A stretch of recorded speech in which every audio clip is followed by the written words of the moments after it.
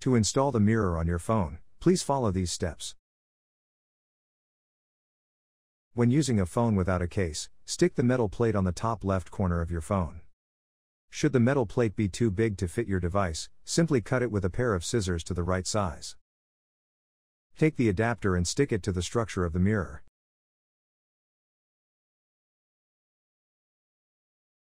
Make sure you use the guide on the structure to install it properly. This will ensure that the mirror is at the right distance from your front camera.